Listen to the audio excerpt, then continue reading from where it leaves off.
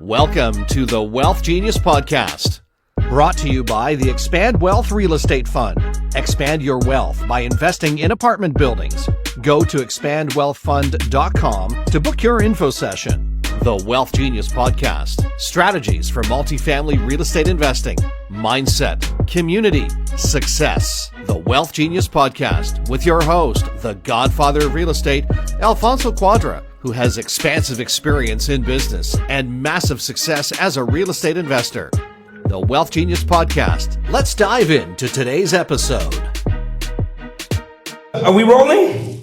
We're live here. Expand Investor Conference Podcast. Make some noise!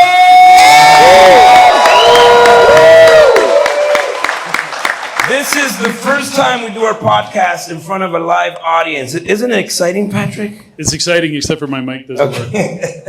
Can someone figure that out, please? Okay, good. We're going to figure out Patrick's mic. So let's see who we have on the show here. We're going to start with Thomas. Introduce yourself, what you do, but do it slowly. Do it. Buongiorno. Buongiorno. Buongiorno. Again, Thomas Lorini. Pause. Originally from Toronto, Canada, now a citizen in the U.S. So dual citizen, investing both Canada and U.S. I'm the U.S. coach within the group.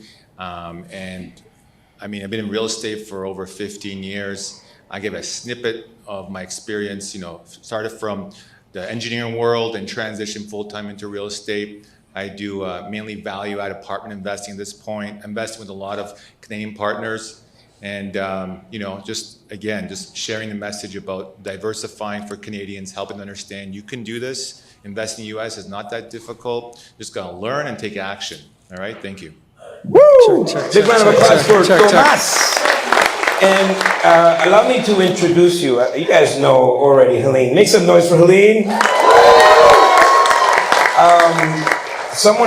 You were talking about tenants.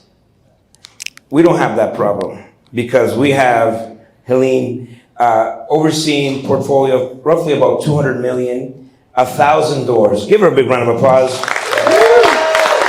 Not by myself. I do not do it by myself. We have an amazing team. They're at home right now taking care of our tenants, and it is an incredibly important part of your job as an investor to have good property management, and we love our team. So I'm here to share any insight that I can. All right, so big round of applause. Thank you. Yeah. Check. I got it, Alfonso. Calvin, so we hung out all day. And that was a lot of fun. Make some noise for Calvin Hexter in the house. Thank you. So for those of you that I haven't met yet, my name is Calvin Hexter. I'm the owner of Calvin Realty, which is an investor-focused real estate team that's nationally recognized. We do a lot of stuff. I got asked today, what percentage of clients do we work with out of province, both for primary and investment? We probably work with maybe 30 to 35%. And we've been doing so since 2018. So we have lots of experience, and we have the professional networks and partners to assist you if you ever do want to invest outside of your neighborhood. Also owner of Recon, which I had these two lovely gentlemen speak at last year. Make some noise for Recon. And I'm excited to connect with a lot of you, because I really do I love hearing everybody's story. I love your authentic journey. And, I love to share mine as well. And just very briefly, I came from a world where none of my family ever invested in real estate. It was mutual funds, RSPs. My mom literally cried the day that I bought my first rental, not because she was excited, because she worked at the bank for 30 years and she thought I was going to go bankrupt. She thought by investing in real estate, it was only doomed for failure, not because she didn't have my best interest, it's because she didn't have the knowledge. You guys are here today to be able to collect that knowledge and pass it down to your loved ones and put them in a better position. So give yourselves a big damn round of applause. Woo! And the gentleman to my left, we met roughly about 2 years ago. I actually was invited to go on his podcast. The podcast was about 45 minutes. We ended up talking for 2 hours. And just like old girlfriends, right? No, but You know, what we discovered is that we had a lot of common values and goals, and obviously we're both leaders of communities, and we thought, wouldn't it be nice if we could somehow bring these communities together? And you know what? That was, I think, 3 or 4 expands ago, and you've joined us ever since. You're part of the family. Put your hands together for Patrick Francey. Thank you. So am I introducing, telling you a little bit? Okay, so born and raised here in Edmonton, moved out of Edmonton in 2008. We live in the Fraser Valley, British Columbia, although I spend a lot of time in Edmonton. I'm known as the CEO. I guess that mostly what I'm known for is being the CEO of the Real Estate Investment Network.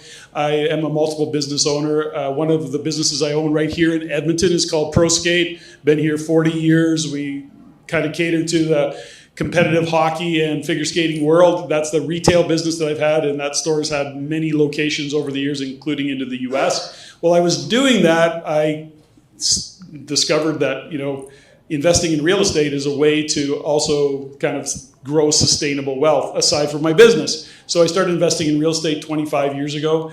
I came across the Real Estate Investment Network, REIN Canada, and joined that community. And in 2014, I liked the business so much I bought it. So that was kind of how that story goes. Big round of applause. But my wife and I have different businesses. We're also doing lots in our coaching sphere and the Everyday Millionaire podcast and Mindset Matters. And we're kind of growing that into a new initiative as we go forward. I joke, he's 47, I'm 67. We're in totally different phases of our life. And I'm on to new projects. He's on to continuing to build communities. And we wanted to bring the communities together and hang out together and support others in doing what we've been quite successful at doing over the past 25 or 30 years. Well, give him a round of applause. 67. Look. You inspire me, sir. Look at, you know, you're in great shape. Is he in great shape for 67? Big round of applause.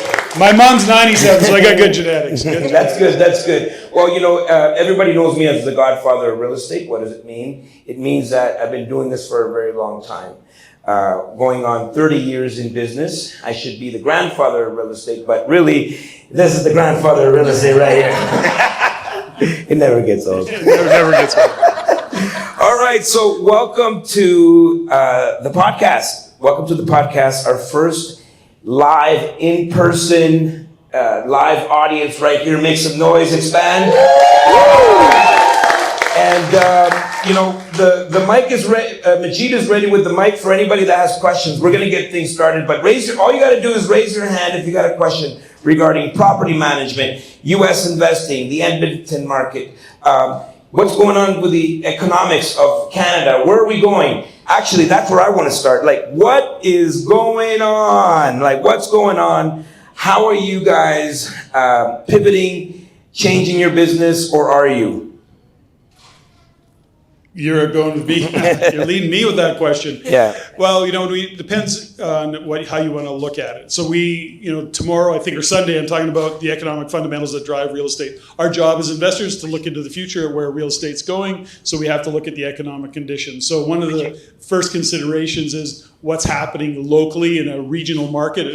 So you're in Edmonton. Is Edmonton a good place to invest in? I look at the economic fundamentals. I look at the kind of the macro and then the micro of those details. And then you would then tap into somebody like Calvin, who's in the trenches every day. He's in the nuances of what's going on in the market, what's working, what's not working, what is he seeing, even what's happening municipally, right? So what is the Economic Development Office doing? What is the LRT that's building? Because he's in it every day. So you start to understand that when we choose a region, it's not Canada.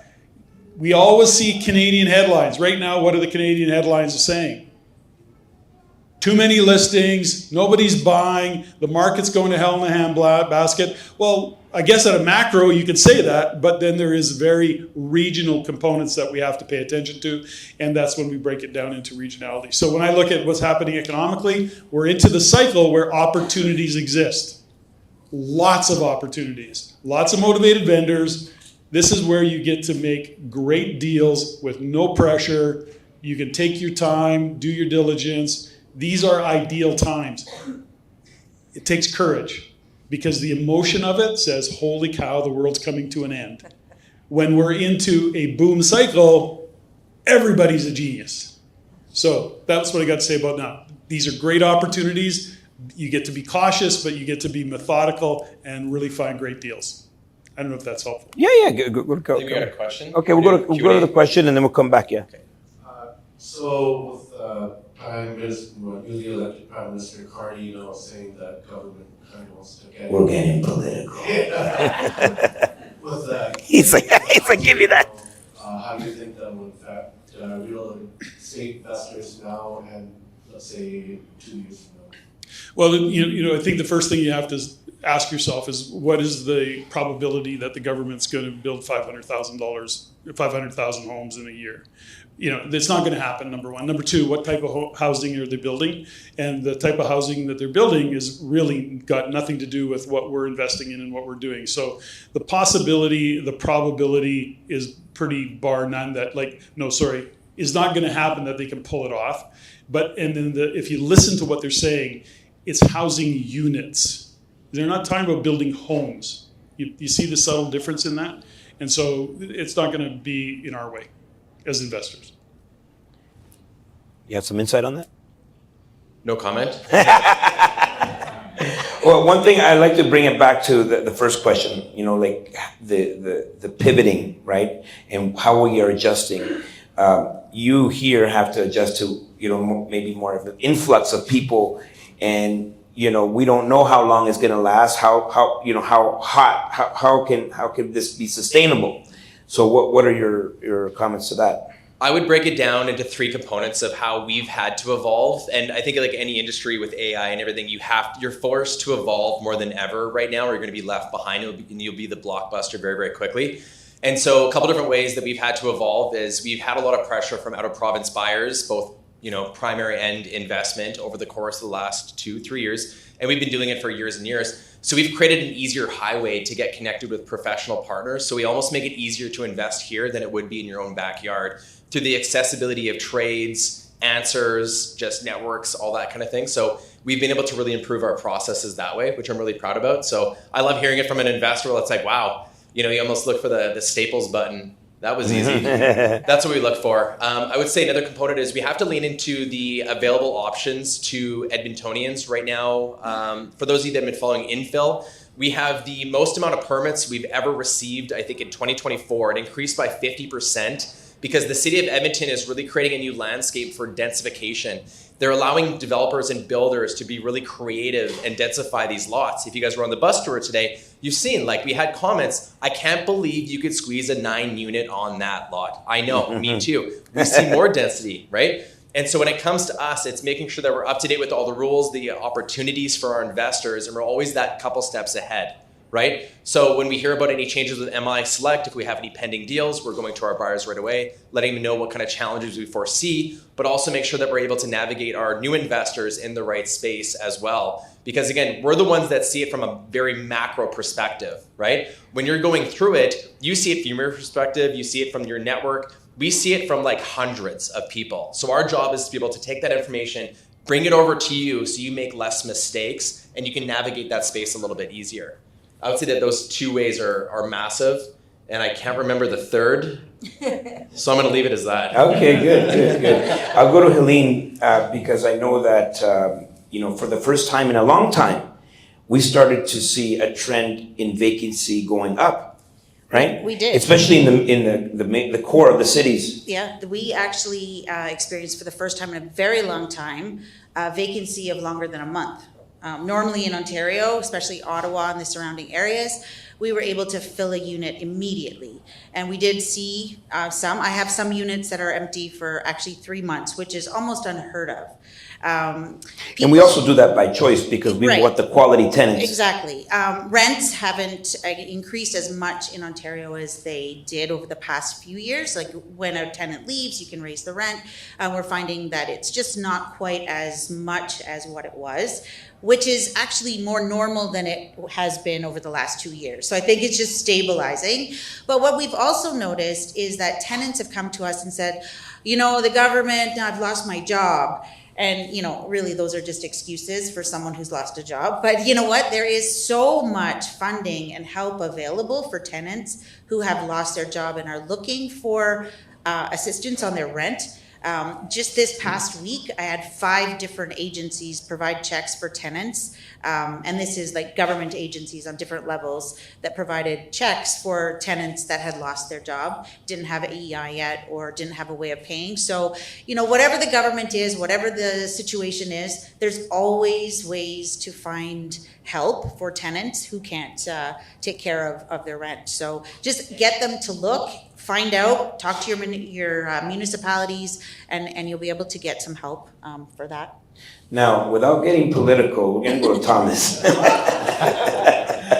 I think what's going on your side? What's going on the other side of the border? I won't say it, but what I am seeing is more opportunities. Kind of going off what Patrick mentioned, we're seeing the opportunities increasing predominantly from operators who were acquiring assets in 2021 to 2023. The default rate on some of these multifamilies have increased substantially. So there's opportunities in the multifamily space more so in the last year than we've seen over the last number of years. And with that, the creativity, right? Assumable mortgages, VTB, seller financing, those kind of conditions are starting to increase. So for you Canadians, that actually increases the capacity to go south of the border, because predominantly financing kind of tends to be the main hurdle for Canadians. Being a foreign investor, you're kind of limited on your financing abilities. But now what we're seeing is that, wait a minute, these operators who are holding these assets, they're kind of in that distress realm, they're looking to offload them. So we're now negotiating from a strength of, from a position of power, and we're able to get price reductions, negotiate the creativity realm a lot more. So that's what I've been seeing, and it's exciting. Yes, it may be kind of scary because the news, the headlines, as Patrick mentioned, may be kind of doom and gloom in some aspects, but this is the realm that we want to play in, right? As investors, we want to get into these opportunistic cycles, and that's what we're seeing right now. High interest, the interest still predominantly higher in the U.S., and it's not going to come down in the foreseeable future. We're talking over the course of the next year or so, we're still in the high 6s, 7. So you guys kind of I think are substantially lower. But where we are, people have acquired properties a few years ago, and now that refinance position 4 or 5 years out, now they're realizing, wait a minute, I acquired at 3%, now rates are 6, 7. I'm gonna have to bring cash to the table. This is not penciling out. So we're gonna have to figure something. Either we're gonna have to bring in additional partners, or we're gonna have to sell the asset. And that's where, as an investor, you can kind of really capture something really interesting. A lot of portfolios trading hands right now, and a lot of those loans that were signed in 2020 when the interest rates were like 1 or 2%. Now they're coming due, depending on the term. That some people are still on variable, by the way.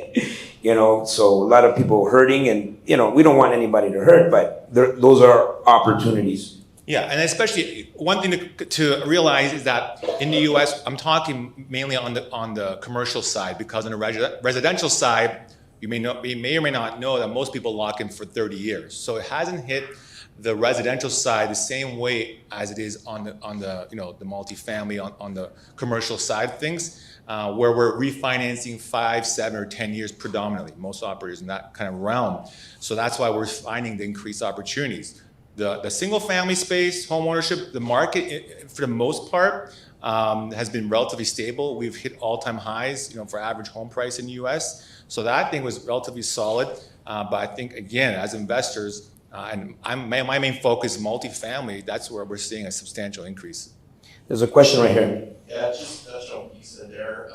Kind of answered in part that my question, but in terms of keeping your mindset and focus on a particular asset class in real estate, how do you not get this shiny object syndrome and jump from one thing to the next to the next? How do you focus on that, and what are your respective thoughts on what is the most viable asset class given what we've been through with COVID and everything else for the last 5 years or so? Yeah, I'll jump into that. I mean, that's one of the main questions I talk to my students all the time, staying focused. Too often, everyone they talk to is doing a different strategy. This week, the flavor of the month is Airbnb. Next month, it's like co-living. And then after that, it's like multifamily. And it's flipping. It's very easy to get distracted. So we need to be disciplined. Pick a lane, stick with it, minimum a year. Give yourself time to learn it, because every niche has its own dynamics, from everything from the acquisition to the management aspect of it. So it's really important to stay in your lane, go deep into it, and along with that is even markets, bouncing around. And I've done that in the past, right? But I've kind of grown in my maturity as an investor. I've been doing this now for a number of years. There's opportunities everywhere, but it's so important to pick a lane, stay with it, and go deep. What I'm finding now, I've kind of dialed in, picked one market, and going so deep that the deals are coming to me. I become a player in that market. So the brokers, the property managers, they're realizing, oh, wait a minute, this person has a sizable portfolio, building those relationships. There may be deals in other markets, but I'm just gonna stay focused and not go there. I mean, at the end of the day, I can tell people are making money and losing money in every market. So not pretending that, Milwaukee or Seattle, people aren't doing deals. Great, good for them. But it's really important to stick with it. Stick with one lane, go deep, and you'll see substantial It's the success. shiny object syndrome, right? So people get distracted. And what about this? What about that? To answer that question directly, for me and Helene, for us it's multifamily. That's the strategy.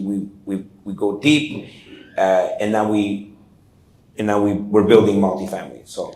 And be patient with the decision that you've made. If you've made a choice in something, the results don't happen instantly. So you could get frustrated if you're doing something and you see some other people doing something else, but maybe they've been doing that already for 5 years, or maybe this is something you're seeing the results later. So just be patient and know that if you do something and you're persistent and you do it right, it will always pan out good.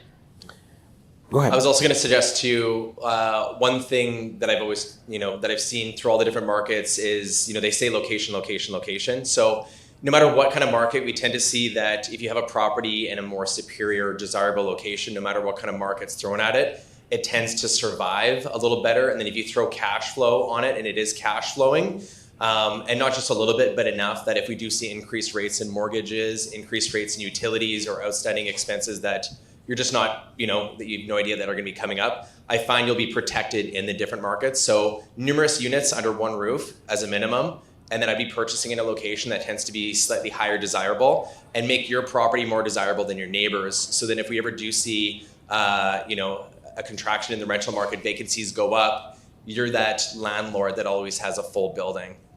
I like that. You want to answer that? Yeah. The only thing I would expand on a little bit of what they said, or what everybody's kind of said, is that you're going to pick a market, you're going to pick an asset class, you're going to kind of a strategy, but the first thing you have to do is really get clear on what you're working backwards from. What is the intention of what you're doing? If this is a forever hold, you're going to pass it on to your kids, that's a strategy. Well, I need income this year, that's a totally different strategy than a buy and hold and buy down mortgage and appreciation. So whatever you're doing, making sure that you're staying focused on what is it that I'm working backwards from. Why am I doing this? We have a question right here. I'm just retired from the oil industry last year after 18 years here in Canada.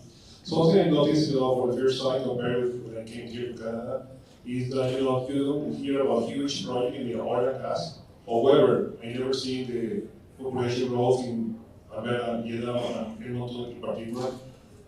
What did that tell you about the future of the economics here in the main drivers here in Alberta and the impact on the real estate? That's so. I would say that's something that a lot of people are not noticing, because they're like, Alberta has always been consistently up and down, but this time it's up, but not because of not directly related to the oil specifically, but the economics. What do you think? What do you say to that? Well, I think, Alberta, if you're looking at just Alberta overall, you have to then break it down regionally. But ultimately, you've got a lot of population growth coming to Alberta, and a lot of that's driven by affordability. Right now, you've got a case where you've got a lot of people coming into the province and not enough jobs to go around. So you're going to actually see unemployment go up. It's going to really throw things off. So that's one of the issues that we've got. The good news about Alberta right now, you got good leadership, good government leadership. That's just what is happening right now. So that's a good thing given what's going on in the world overall. Secondly, the diversification of the province in what we're doing. When they look at beyond oil and gas, you're opening up whole different industries and even into the greening, if you will, the climate kind of controls. The ecological issues that they're building into it. So the point is that as much as Alberta is still oil and gas, make no mistake about it, a lot of money is in oil and gas in what we do. That is right now, it's quite a safe industry in spite of all of the controversy around it. But the bigger news and the better news is that the diversification of what's going on economically in Alberta has expanded quite dramatically to what it was. I think you could probably add to this. Yeah, I mean, anytime you're looking at investing anywhere, you want to see what the province, what the cities are doing when it comes to their plans in respect to infrastructure. The nice thing about, speaking about the city of Edmonton, there's actually numerous different sites you can go to and you can see all the infrastructure developments where they are in the process. And they really are ramping up. Like, I think for a city to grow is the city has to allow space for the population to grow, right? And that's really what they're doing in Alberta, is they're trying to accommodate the influx. And most importantly, they're being very welcoming to the migration that we're seeing right now. So I don't see it slowing down anytime soon. All right. So I think we have time for one more question. Okay, Sakib over here. Awesome. Yes. Hey everyone, my name is Sakib. I'm the AI guy for real estate investors and the founder at Real Sway. So my question was for multifamily investing, in Edmonton, Cleveland, for value add and new land development. What are your favorite areas? What areas are you looking at next? I know, Calvin, you mentioned nodes and so forth. So yeah, some detail would be amazing. Thank you. Okay, so you just want to know areas when it comes to value add that you'd want to be really focusing your attention on, like which areas I feel like are up and coming? Exactly. Okay, so West Jasper was a community that we were right next to in the bus tour today. We were at Sherwood, and West Jasper saw the largest amount of permits pulled than any other community in the entire city. I would keep my eyes on that. I'd be looking at where people are putting a ton of their money. The West End right now is going through massive redevelopment, that coupled by the improved transit that they're working on. It's not going to be an overnight thing, but I mean, they're putting a lot of attention. There's a lot of money going on there. There's a massive transformation that's happening right now in the West End. My favorite areas to look at right now, West Edmonton, King Edward Park area, and Millwoods. Those would be my three favorite areas. Now, again, it always goes back, we could kind of work your way back from the maze. What's the finish line? And then just make sure that you're doing the proper steps. Those areas aren't best for everybody. If you're like Calvin, I literally just want a property that's like a walking, or not even a walking, but a standing ATM, then I would take you right into, the triangle, which you're very familiar with. I like Red Deer. I see, in terms of location, being in between Calgary and Edmonton, and seeing all I could see a lot of economic growth happening in Red Deer. What do you say to that? Well, I want to expand a little bit on what Calvin said, and I think ultimately we have to go back to, don't ever forget that you're investing for the future.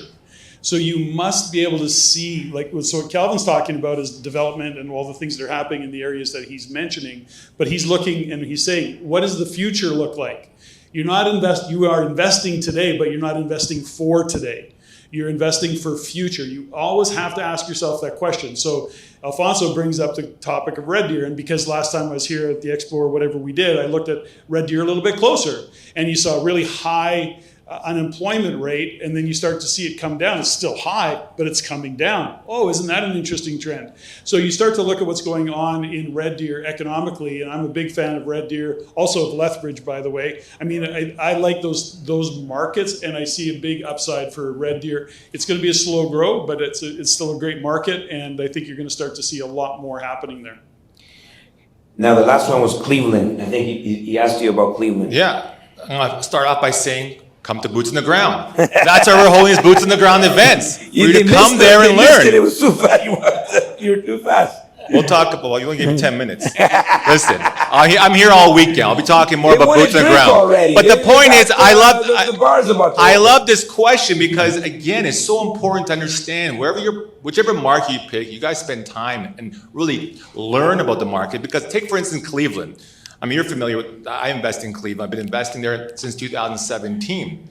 But prior to that, I had no knowledge. I had to go there several times to learn the lay of the land. And that's what I do. I bring members there. We spend 4 or 5 days. We drive around. We spend time with local experts, property managers, contractors, realtors to learn A, B, C, D areas. Which areas to stay away from, which areas are transitioning. I predominantly focus on C, B areas. What we're seeing is that these C areas, they're a little bit rougher tenant profile. Maybe the areas, not one that you probably wouldn't want to live in, but those are the most opportunistic. You may see a little bit higher vacancy. So the first few years, you may have to be, have your property management team a little bit more, running it, spending more time on the property, potentially picking up assets, which, need a considerable more CapEx and so forth. But those are the areas that you may see the cap suppression happening. You may see the values jump up over, periods of 4, 5, 6 years. So again, opportunistic is very important, but they may ride alongside areas which are D and areas you want to stay away from completely. But how do you know that? You got to be able to determine that by looking at Google Maps. You got to go there and spend time, create your power team. And again, that's why I encourage you guys to come out these boots to the ground. That's the whole reason we do that. But yeah, for me, predominantly C, B areas, that's where you're getting the most value. And it's been working. All right. So again, I'll talk more about that this weekend. So staying on that subject, so Helene and I, we it doesn't matter what the city is, Edmonton, Calgary, Saskatoon, we like secondary markets that are supported by a major market. Now, that means that maybe it's 45 minutes, half an hour to 45 minutes outside of a major market, and anywhere around Edmonton, that's where I would be investing in. It's like, what are the secondary markets? Because the city's going to push outwards to towards those markets. But to Helene specifically, what would you say from a property management perspective, what are the pros and cons to managing properties in secondary markets? The pros are that you have tenants generally that are not as, savvy tenants, the tenants that know how to use the system, because they're usually people that are just good folks, hardworking people. They're nice. Those are the people that we like. Those are the ones we want. So you have really good tenants. They tend to take care of your properties a little bit better, in my experience. The cons are that you do have a little bit more trouble getting trade sometimes. If you need specialists, it takes more time, takes more money, takes more effort to get people out to a smaller neighborhood. Although on the flip side, you sometimes have that great guy that, has a small shop that will come over to your place, him, and he'll be able to take care of your property. So, there's pros and cons to both sides, but it's easier, I think, in a lot of ways to make better connections in a smaller center. The trades, the people in the community will often know you after you've been there a few times. So there's something about that connection. And just going back to markets, speaking of markets, I really believe Saskatchewan is the up and coming. Make some noise for Saskatchewan! Yeah. You're talking about the secondary, tertiary markets. Well, Saskatchewan has kind of always been a secondary province. It kind of sits beside, Manitoba and Alberta, but there's a lot of things happening there. So if you're looking forward to see what's happening, you look at where there's empty space. Where is there going to be people that are going to go? And it's going to be to places in Saskatchewan. Saskatoon is growing. It's a beautiful city. We have properties there, and they are some of the easiest properties we manage. We have amazing teams there. We have amazing people that look after things. So I love it there. Where are all the Saskatoon people or Saskatchewan people? Make some noise. Saskatchewan people, make some noise. Come on, guys. Saskatchewan people, make some noise. Okay, raise your hand. Raise your hand. Clap, okay, so clap politely. Look around you. Talk to these guys. Talk to the people from Saskatchewan. They're going to let you know what's going on, what the market has to say. Did you guys like this? This was exciting. This is our first in-person live taping of the Wealth Genius Podcast. How did we do? Make some noise. Come on, guys. Come on. This is on the podcast. They can hear you. So we always like to leave the podcast with something inspiring, a quote or a mantra, something that you live by. We're going to start with Thomas. Go. Wow. Well, for me, my wife, our family, we just give God the glory for everything. Every day we wake up, just thank Him, alive, healthy. We've got so many things to look forward to, and just count your blessings. We never know when our day's done, so wake up every day, just be completely grateful for whatever the circumstances. Life can bring challenges, but in those challenging moments is where we learn, we grow as people. So I encourage you to seek God. Thank you. Woo! Give it up for Thomas. Helene. You have to have fun, or it's fun to have fun. I don't remember. It's a Dr. Seuss quote. It's fun to have fun, but you have to know how. Woo! Big round of applause. And Calvin. Progress, not perfection. Just take your first step and don't think you need to go ahead and offer on a 100-unit building this weekend. Just make one connection, learn one extra thing that you can take back with you, apply it. It's easy to get overwhelmed with how much information. Literally just pick like your top 3. You're gonna have a busy book. Pick your top 3. Focus on the first one. Once you get the first one done, work your way down the list. And we're here to support you. If you guys have any questions, don't wait for the next podcast. Just literally come up and say hello. Let's go. Calvin, big round of applause. Perspective is perception. So I always go to my favorite quote, which is when you change the way you look at things, the things you look at change. And our job is to always be looking at things differently. Big round of applause. Guys, this was great. Let's thank everybody on the panel. And we want to say goodbye to our friends that are listening to the podcast. Everybody say it with me. Alfonso loves you, and we'll see you at the top. We'll see you at the top. That's it. That's the show. Let's go. All right, guys. I'm going to ask quick. Hold on.